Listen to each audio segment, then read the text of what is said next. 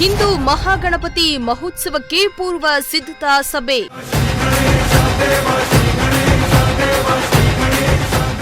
ಮಹಾಗಣಪತಿ ವಿಸರ್ಜನೆಯಲ್ಲಿ ಲಕ್ಷಕ್ಕೂ ಅಧಿಕ ಮಂದಿ ಭಾಗಿ ಸಾಧ್ಯತೆ.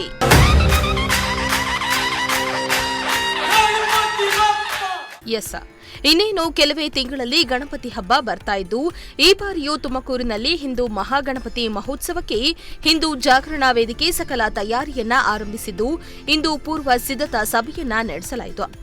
ತುಮಕೂರಿನ ರಾಮಾನುಜ ಭವನದಲ್ಲಿ ಹಿಂದೂ ಮಹಾಗಣಪತಿ ಪೂರ್ವ ಸಿದ್ಧತಾ ಸಭೆಯನ್ನ ಆಯೋಜಿಸಿದ್ದು, ಪೂರ್ವಭಾವಿ ಸಭೆಯಲ್ಲಿ ನೂರಾರು ಮಂದಿ ಹಿಂದೂ ಜಾಗರಣಾ ವೇದಿಕೆಯ ಮುಖಂಡರು ಭಾಗಿಯಾಗಿ ಈ ಬಾರಿ ಯಾವ ರೀತಿಯ ಕಾರ್ಯಕ್ರಮಗಳನ್ನು ನಡೆಸಬೇಕೆಂದು ಚರ್ಚಿಸಲಾಯಿತು.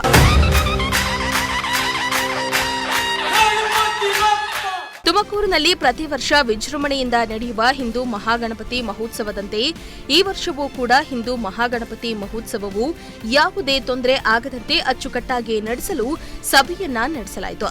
ಸಭೆಯಲ್ಲಿ ಮುಖಂಡರು ತಮ್ಮ ಅಭಿಪ್ರಾಯವನ್ನ ಹಂಚಿಕೊಂಡಿದ್ದಲ್ಲದೆ ಮಹೋತ್ಸವದ ರೂಪುರೇಷೆಯನ್ನ ಸಿದ್ಧಪಡಿಸಿದ್ರು.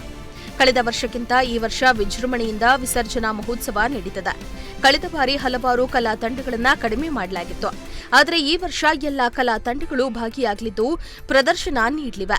ಚಿತ್ರದುರ್ಗ, ಶಿವಮೊಗ್ಗ, ಹುಬ್ಬಳ್ಳಿಯಂತೆಯೇ ಈ ಬಾರಿ ತುಮಕೂರಿನಲ್ಲಿ ಅದ್ದೂರಿ ಮಹಾಗಣಪತಿ ವಿಸರ್ಜನೆ ಮಾಡಲು ತೀರ್ಮಾನ ಮಾಡಿದ್ದೇವೆ ಎಂದು ಹಿಂದೂ ಜಾಗರಣಾ ವೇದಿಕೆ ಮುಖಂಡ ಮಂಜು ಭಾರ್ಗವ್ ತಿಳಿಸಿದರು. ಹಿಂದೂ ಮಹಾಗಣಪತಿ 2025 ಇನ್ನೇನು ಭಾಳ ಸಮಯ ಕಡಿಮೆ ಇದೆ. ಹಾಗಾಗಿ ನಾವು ಸಿದ್ಧತೆ ಆರಂಭ ಮಾಡಿದ್ದೀವಿ. ಇವತ್ತು ಹಿಂದೂ ಮಹಾಗಣಪತಿಯ ಎಲ್ಲ ಗ್ರೌಂಡ್ ಲೆವೆಲ್ ಕಾರ್ಯಕರ್ತರು ಯಾರೆಲ್ಲ ಇದಕ್ಕೆ ಭಾಳ ಹೆಚ್ಚಿನದಾಗಿ ತೊಡಗಿಸ್ಕೊತಿದ್ರು ಅವರೆಲ್ಲ ನಾವು ಸೇರಿದ್ವಿ.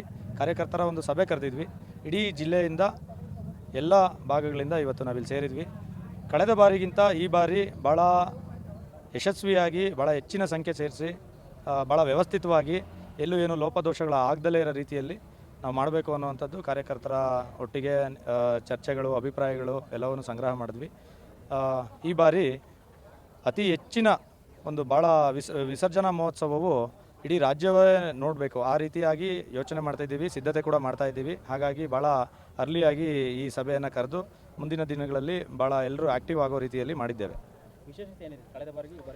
ಕಳೆದ ಬಾರಿ 2-3 ಕಾರ್ಯಕ್ರಮಗಳು ವಿಸರ್ಜನಾ ಮಹೋತ್ಸವದಲ್ಲಿ 2-3 ಕಲಾ ತಂಡಗಳನ್ನ ನಾವು ಮೈನಸ್ ಮಾಡಿದ್ವಿ ಕಾರಣಾಂತರಗಳಿಂದ. ಈ ಬಾರಿ ಅವರನ್ನ ಬೇರೆ ಬೇರೆ ಅಂದರೆ ಮಹಾರಾಷ್ಟ್ರದಿಂದ ಬರುವಂಥದ್ದಾಗ್ಬೋದು, ಕೇರಳದಿಂದ ಬರುವಂಥದ್ದಾಗ್ಬೋದು ಎಲ್ಲವನ್ನೂ ಜೋಡಿಸ್ಬೇಕು ಅನ್ನೋವಂಥದ್ದು ಯೋಚನೆ ಆಗ್ತಾ ಇದೆ.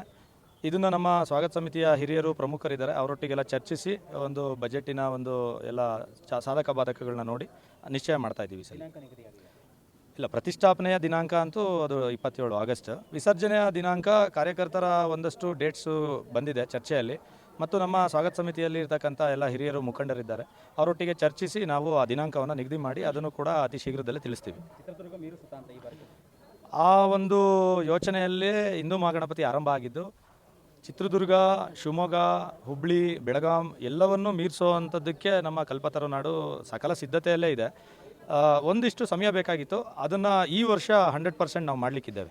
ಇನ್ನು ಈ ಬಗ್ಗೆ ಹಿಂದೂ ಮುಖಂಡ ಮಾರಣ್ಣ ಪಾಳೆಗಾರ್ ಮಾತನಾಡಿ, ಪ್ರತಿ ವರ್ಷದಂತೆ ಈ ವರ್ಷವೂ ಕೂಡ ಆಗಸ್ಟ್ 27ನೇ ತಾರೀಕು ಗಣಪತಿ ಸ್ಥಾಪನೆ ಮಾಡಲಿದ್ದೇವೆ.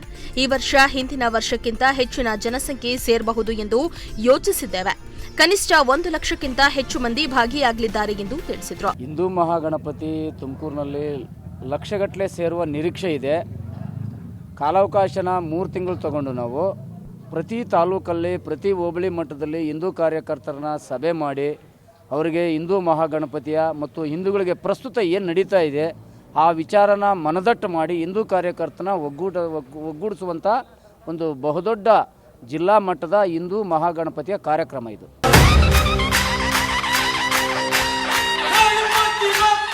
ಕ್ಯಾಮರಾ ಪರ್ಸನ್ ರಾಕೇಶ್ ಜೊತೆ ಪುನೀತ್, ಪ್ರಜಾಶಕ್ತಿ ಟಿವಿ, ತುಮಕೂರು.